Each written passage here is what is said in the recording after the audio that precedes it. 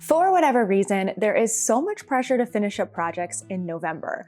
Maybe you're working on gifts. Maybe there's a certain mystery shawl you want to finish. My motivation is to close out as many projects as possible before December so that I can enjoy Advent making. Whatever your reason, it can be hard to motivate yourself to work on projects that no longer interest you.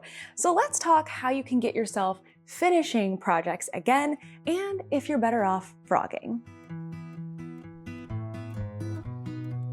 Hey everyone, it's Natalie, also known as Nitty Natty.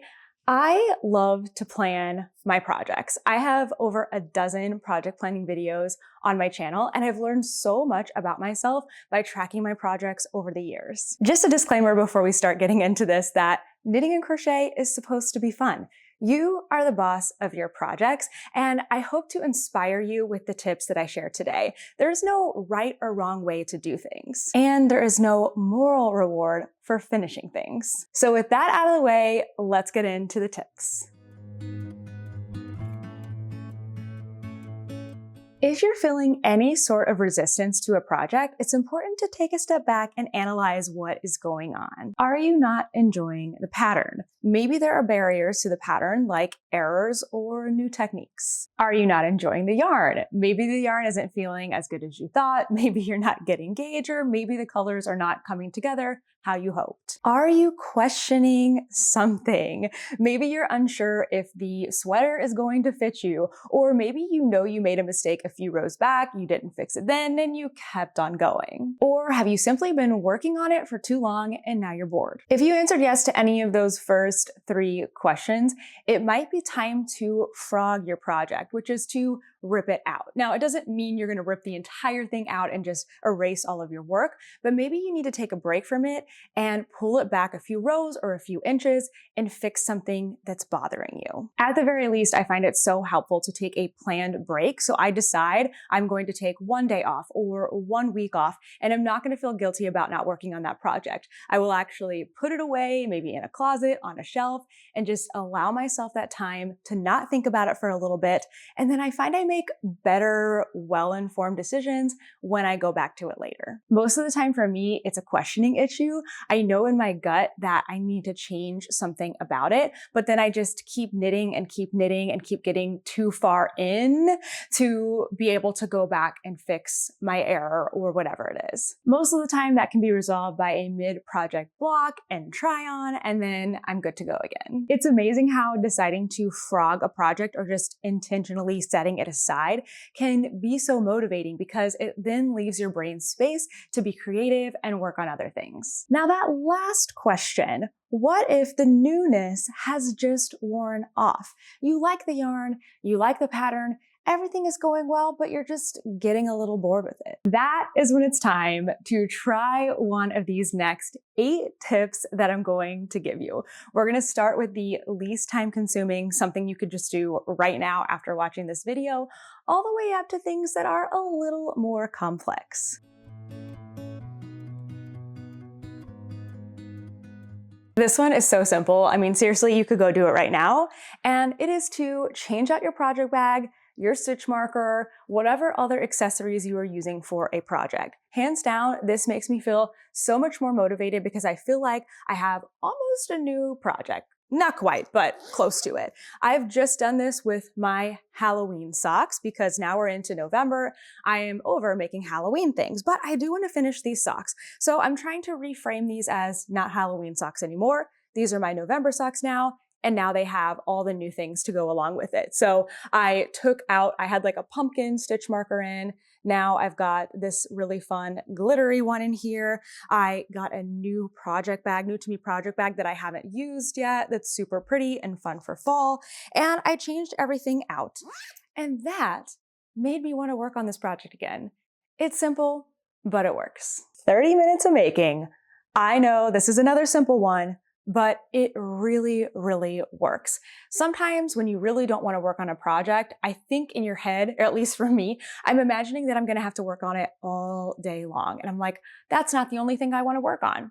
Of course it's not. So doing this 30 minutes a day challenge is really, really helpful to just kind of make slow progress. I always tell myself if I am not working on a project for weeks and weeks and weeks, and then I work on it for 2 hours, I could get more done just working on it for 30 minutes a day. So all you do for this one is you take your phone or you use, any kind of device, I can't say her name, to set a timer, or maybe you put on a 30-minute show and you work on that one project that you really want to get done, but you're not feeling like getting done for just 30 minutes. And then you put it aside, you're done for the day, and you work on whatever else you want to work on. To kind of amp up the challenge here, you could also try to do this distraction-free. What I mean by that is, setting your timer on your phone, putting your phone face down and being like, I am not going to get up to look at something else, just change the laundry or to look at my phone for 30 minutes. I'm just going to sit here and see how much I get done. I think you'll be surprised by just how much you can do in just 30 minutes. WIP Association is tying one of your projects to a certain time a day. I love this technique, so you can take it or leave it, but I find it really, really helpful. So I may have one project that I work on in the morning when I sit and I do read for 30 minutes and I need a simple, easy project for it. So that's when my socks or maybe a basic sweater or a hat or something that's in the round and stockinette really comes in handy. Maybe you always take a lunch break and you always work on a project. So maybe for the next week, you take that one project that you really need to work on and it goes into your lunchtime slot. Maybe you're already knitting or crocheting anyway, but now you know you're working on that project when that time of day comes. Most of us, I would say, probably have some kind of evening relaxing time where we're sitting down, maybe we're talking with family, maybe we're reading a book, maybe we're watching TV.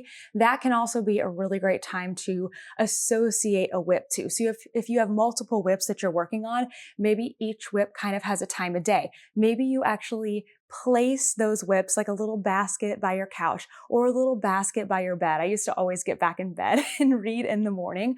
I just find this is really helpful, especially if you want to work on multiple WIPs throughout a day to kind of know exactly when you're going to work on each one and make sure that the right type of WIP, like it's easy enough or it's hard enough or it's entertaining enough, goes with that associated time slot. Another technique in the same category is to pair your WIP that you don't love with something that you do love. So for example, I love watching reality TV. So maybe every night I'm sitting down and I'm watching a 1-hour reality TV show. So whenever I'm watching that 1-hour reality TV show, I'm pairing it with that WIP that I'm not as interested in. It doesn't impact me as much because I'm enjoying the TV show and I'm getting my WIP done. Once that TV show is over, I would probably put that WIP aside and work on something else. I just find it's really helpful to have those designated times in a day to know when I'm going to get something done. We're calling this one out of options, and I know you've done this before. This is where you take one project and you take it with you out of the house. Maybe you're going on a vacation, maybe you're going to a stitch night, maybe you're going to dinner, but you only take one option. Because when you're forced to choose between not knitting or crocheting at all and knitting and crocheting on the WIP that you brought, most of the time we're going to choose to work on that project. So this is a great way to kind of force motivation onto a project. Keep in mind though, if you still don't want to work on that WIP, maybe go back to the questions that we were asking ourselves in the very beginning about if you should frog this project. Maybe it's just not the right one for you. Now we're going to get into some more time-consuming things, which really, they're not that time-consuming. You just have to put some forethought into it and do a little planning. So this is called chunking it. Chunking things is always a great strategy for motivating yourself to do anything because sometimes the task just feels too large to even get started. But if you break it down into smaller tasks, then it feels easier. And when I chunk my projects, I usually try to assign those to a block of time. Sometimes I don't get too nitty-gritty, but it can be helpful to have sort of a smaller goal within the larger goal of finishing a project. So we're going to do that with my Salty Days sweater right here. This is the Salty Days by Veronica Lindbergh. I am about more than halfway, I think, through the body. So when I chunk things, and if you want to see a lot of examples of this, I have this in tons of my project planning videos, but I'll put it here on the screen for you too, so we can do it together. So I kind of just start by big categories of what is left for this sweater. So for this one, I have the rest of the body. I have about 20 rounds to do. I have about 22 rounds of ribbing to do on the bottom of the body, plus the bind off, which is a sewn bind off. So we are including this in a tats because it will take a long time. I then have both sleeves. So sleeve 1, sleeve 2, and then I have the collar to do. So now I'll look at my calendar and I'll say, well, when do I want to finish this by? Would it be possible to finish it by the end of the month? We're in the beginning of November. I've got 4 weeks left. So let's see what happens if I sort it into 4 weeks. So I think in the first week, what would be best for me to do is finish the body and then do the collar. I really like doing this because then I can try on the sweater with the collar already finished and just make sure I like the length overall before getting into the ribbing. The second week, I can then do the ribbing and the bind off. I feel like that's pretty doable. 20 something rounds isn't too much knitting to do. Then I have a little bit more challenging weeks because I haven't knit a sleeve yet on this. It's a drop shoulder, so the sleeves aren't super long, but I don't quite know how long it's going to take me. So I'm hoping that I could finish sleeve 1 during the 3rd week, sleeve 2 during the 4th week, and then I will have a completed sweater. I do find that the more I take the time to chunk up different projects, I get more and more realistic about how much I can actually do in a week. So maybe try this and don't worry if it doesn't go exactly as you plan. You can kind of use this as like a loose framework and make adjustments from there. Roll the dice. This is a great one for somebody with a large number of WIPs, though there are a million different ways you can do this. And I cannot take credit for this idea because I got this from a wonderful person in Idaho at Three Loves Yarn Store that shared with me their really clever idea that they had for, I think they called it WIP Bingo, and they were using 2 6-sided dice, I never know what to say, to roll and pick a project to work on for the week.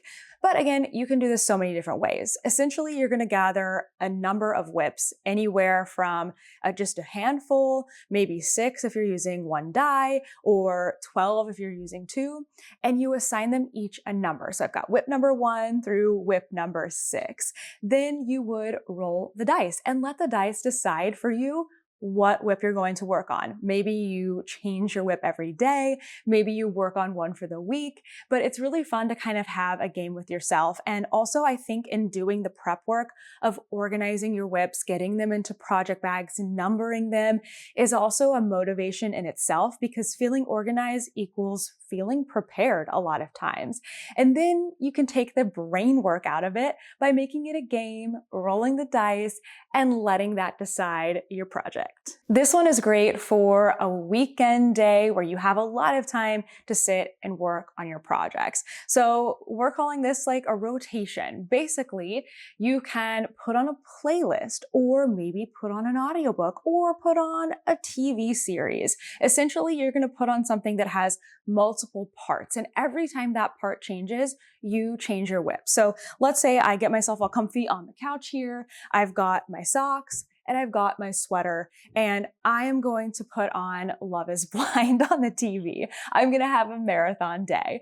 Every time the episode changes, I'm going to change my WIP, and I'm just going to keep changing them, whether I have 2 or more, every time the episode changes. You could do the same if you listen to a playlist. We're actually doing this in the Love and Stitches membership. We're calling it Musical WIPs, where you listen to a playlist of songs every time the song changes. So that would be every few minutes, you change your WIP. You could do it with chapters of a book, whether you're listening to it or reading it.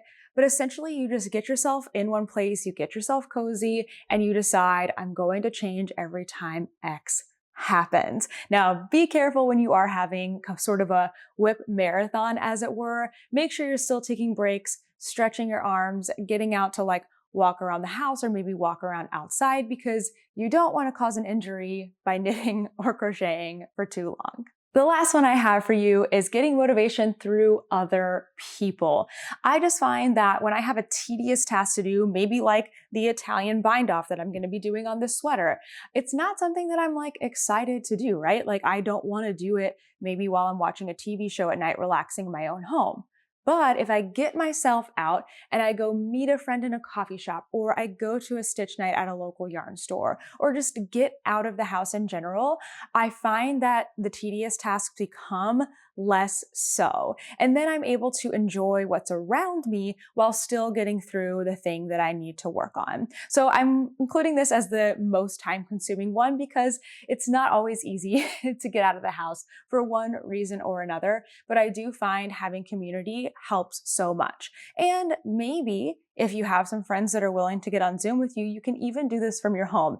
Hey, you and I, we're going to get on Zoom at this time, and I am going to work on binding off my sweater. Hold me accountable for it. And then you can get on and you can do that kind of parallel work that makes things so much easier to do. Those are 8 strategies that I use to motivate myself when I don't want to work on a project. I would love to hear some of the ways that you motivate yourself, some of the strategies that you have. And I do want to point out one strategy that I would not recommend, which is making yourself work on one WIP until it's totally finished.